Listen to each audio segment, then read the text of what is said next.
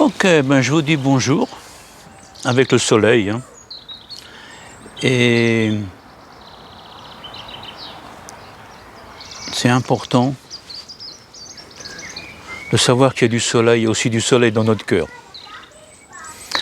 Dans la situation dans laquelle nous vivons depuis plus d'une année, nous avons tous beaucoup de stress, d'insécurité et de peur. Je crois que c'est une situation extrêmement compliquée parce que nous avons des peurs fondamentales en nous, toujours la peur d'être malade, la peur de mourir. Il n'y a qu'à voir le nombre d'hôpitaux et de médecins qui existent, au moins dans nos pays occidentaux, pour voir que c'est une peur qui est permanente. Et en plus, il y a cette peur, je dirais, énergétique, c'est-à-dire il y a un environnement de peur qui est créé. Tant par les chercheurs, tant par les médecins, tant par les politiques, tant par les businessmen, tant par tout le monde en fait. Et ça fait un champ énergétique qui nous nourrit aussi. Et il y a aussi l'espoir qu'avec les vaccins ou sans vaccins, des gens guérissent, des gens ne guérissent pas. C'est vraiment la peur. Or, je ne suis pas un spécialiste. Je ne dis pas de la peur, parce que moi-même je sais ce que c'est que la peur, mais je ne suis pas un spécialiste de la guérison. Et beaucoup de gens, beaucoup de chercheurs, honnêtes, certains sont peut-être moins honnêtes, je ne sais pas, cherchent à guérir. Alors, l'autre point, je dirais, c'est ce qu'on appelle la méditation. En quoi la méditation va nous aider à gérer nos conflits intérieurs et principalement les conflits qui existent à cette époque. D'abord, la méditation, maintenant, moi j'ai commencé il y a plus d'un demi-siècle, donc il y a très longtemps, et c'était un cercle fermé. Maintenant, la méditation, c'est un petit peu McDonald's. On a toutes les formes de méditation, toutes les écoles, tous les spécialistes. Il y a des gens éveillés, il y a des gens endormis, il y en a qui enseignent qui sont endormis. Et ils pensent qu'en dormant, on est éveillé, d'autres qui sont éveillés, mais on ne les connaît pas, ceux-là. Donc, ils ne disent pas qu'ils sont éveillés. Donc, ça devient très compliqué. Et d'autre part, le mot méditation, si je prends le mot tibétain, ça veut dire s'habituer au cultiver. Gom en tibétain, c'est-à-dire s'habituer au cultiver. Alors, un des premiers conseils que je me permettrais de donner, c'est d'éviter de faire de la méditation. On ne fait pas de la méditation, puisque lorsqu'on fait, nous sommes toujours dans le monde du faire, donc dans le monde de l'acquisition. On veut acquérir quelque chose, voire même une guérison. Je vais faire la méditation. Je n'ai pas fait ma méditation aujourd'hui. Ça, c'est totalement erroné. L'autre, à mon avis, l'autre terminologie qui est employée et qui est bien pire encore que cela, c'est faire le vide. Alors, faire le vide, c'est catastrophique. Ça a été une des mauvaises traductions il y a certainement très longtemps. Et faire le vide de quoi? De notre pensée.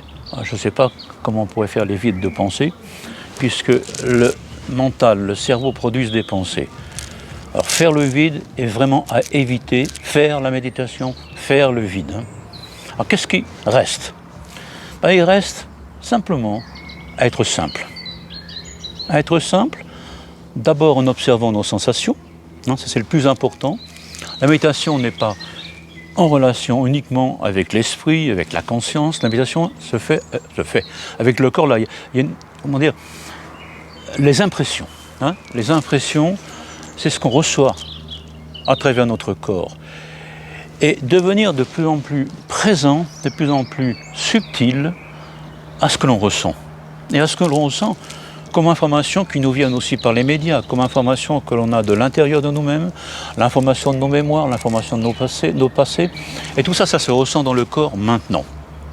Alors la simplicité, ce que serait la méditation, c'est être juste là, présent. Surtout, ne cherchons pas de résultats. Vous allez me dire, oui, c'est simple. Justement, comment faire? Il n'y a justement pas à faire. Il y a à s'habituer à observer notre fonctionnement avec nous-mêmes, relation avec nos pensées, relation avec nos émotions, nos sensations, et notre relation avec le monde extérieur et avec les autres êtres humains. Et récemment, j'ai écouté quelque chose qui disait que, dans les recherches, un être humain ordinaire, c'est-à-dire comme moi, a environ 60 000 pensées par jour. Et sur ces 60 000 pensées, c'est des chercheurs pointus qui ont dû faire ça, il y a au moins 48 000 pensées qui sont négatives et récurrentes. Alors faites le calcul. Ces pensées récurrentes reviennent de jour au jour, de nuit en nuit. D'abord, les repérer. Juste les repérer. Et voir les noter. Alors, pour s'habituer à noter ses pensées, et quand j'entends par pensée, j'entends aussi sensation, il y a besoin d'un repère. Et le repère qui est enseigné et transmis dans toutes les écoles de méditation d'Orient ou d'Occident, c'est le souffle, c'est la respiration. Alors bien sûr, il y a différents niveaux de relation au souffle. On peut juste observer l'air qui rentre et l'air qui ressort, et observer les pensées, parce qu'il y aura des pensées, s'il n'y a pas de pensées, il y aura des pensées, il y aura des sensations. Juste les observer quelques secondes, et ne pas se mettre un challenge qui va être encore une fois une lutte avec nous-mêmes. L'important dans le processus de méditation, et j'en ai l'expérience depuis plus de 50 ans, c'est d'arrêter de se battre. Il faut déposer les armes contre nous-mêmes, déposer les armes contre, je dirais, notre critique intérieure, déposer les armes contre notre propre souffrance, dirait-on en langage bouddhiste. Nous déposons les armes, nous nous arrêtons, on peut penser, on s'assoit. Nous commençons à observer la respiration, nous commençons à observer s'il y a des blocages dans notre corps, à quel niveau sont les blocages, juste les noter.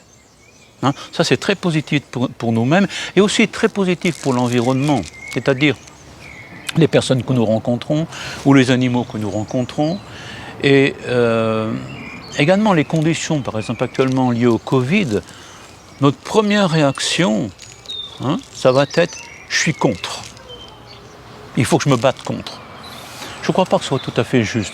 Il faut reconnaître que ça existe et employer tous les outils spirituels, matériels, donc dans le domaine de la médecine ou de la guérison, pour atténuer cette maladie, voire la faire disparaître, mais pas lutter contre.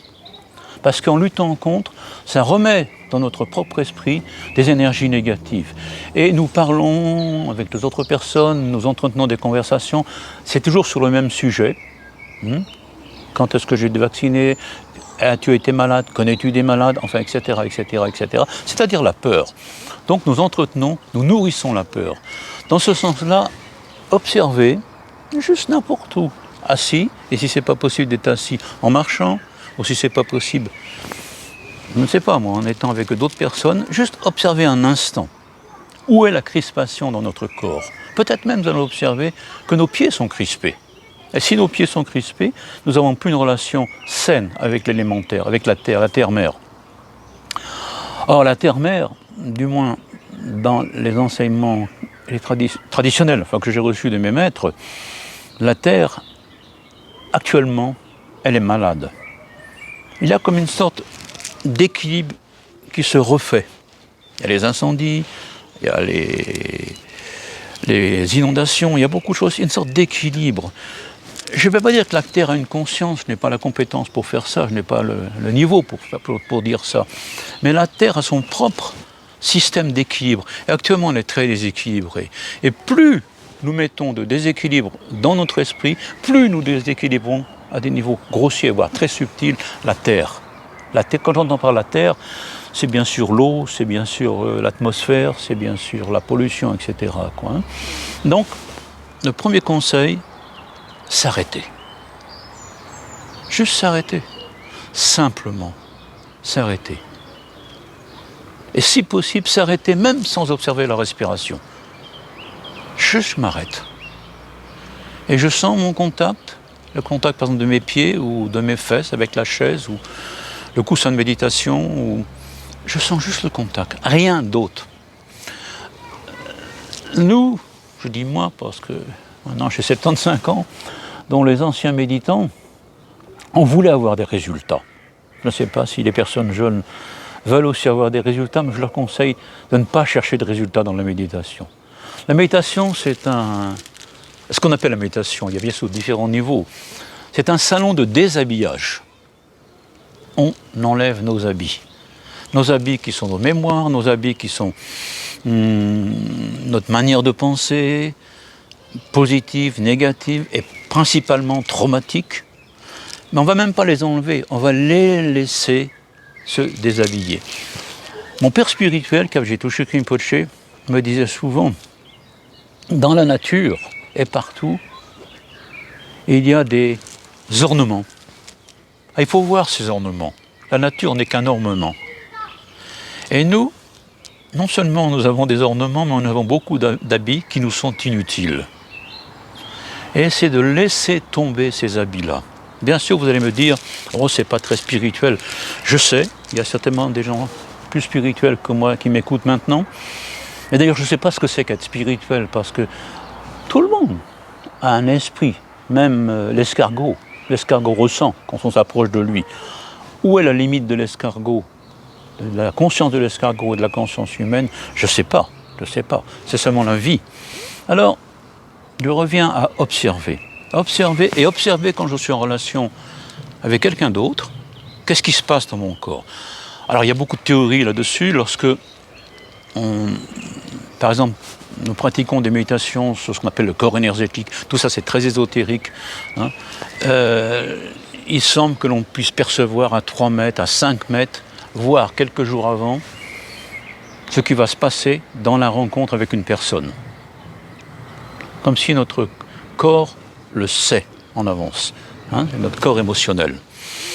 Alors, observez ça c'est mon conseil.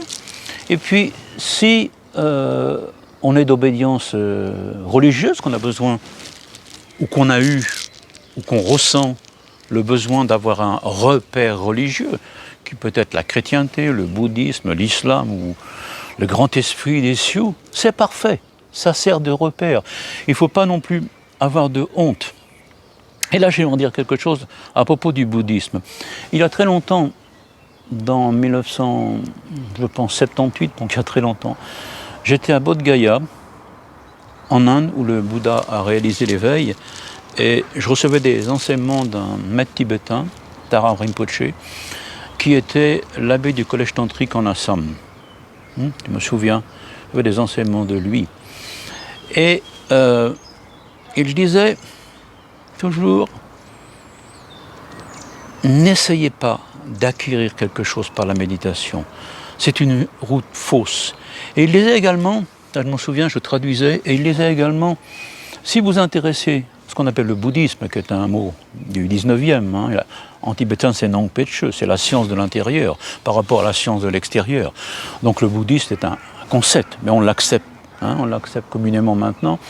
Mais il disait, si vous intéressez à l'enseignement transmis du Bouddha, c'est-à-dire ce qu'on appelle le Bouddha Dharma, comme il peut y avoir le Jésus Dharma, le Mohammed Dharma, soyez clair avec votre propre tradition religieuse.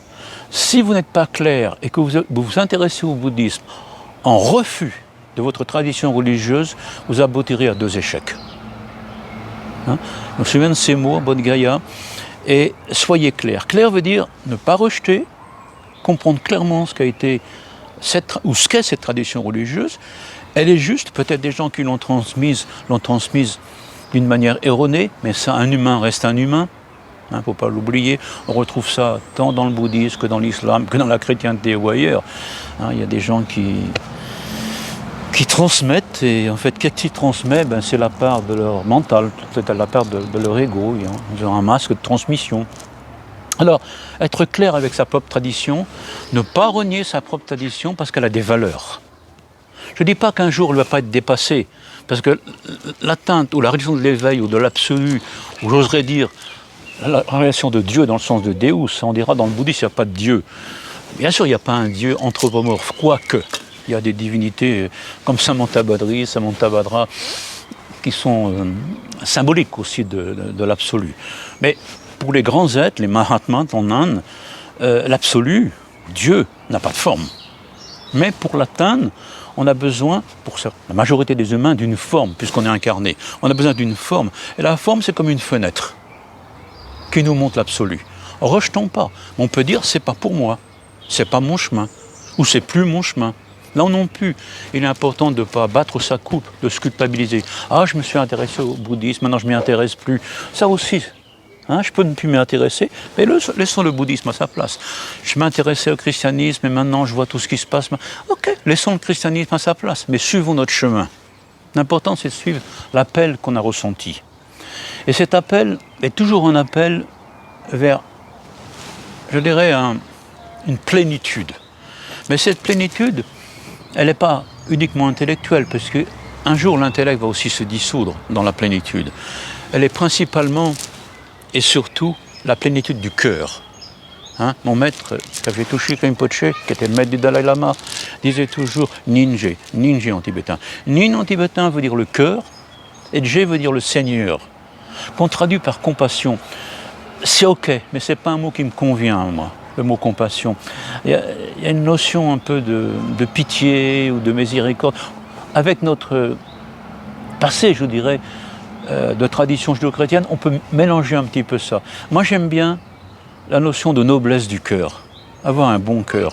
Et c'est ça, le chemin spirituel. C'est de réaliser la bonté de notre cœur, la grandeur de notre cœur, la grandeur de notre amour, la grandeur de notre tendresse, de notre affection, etc.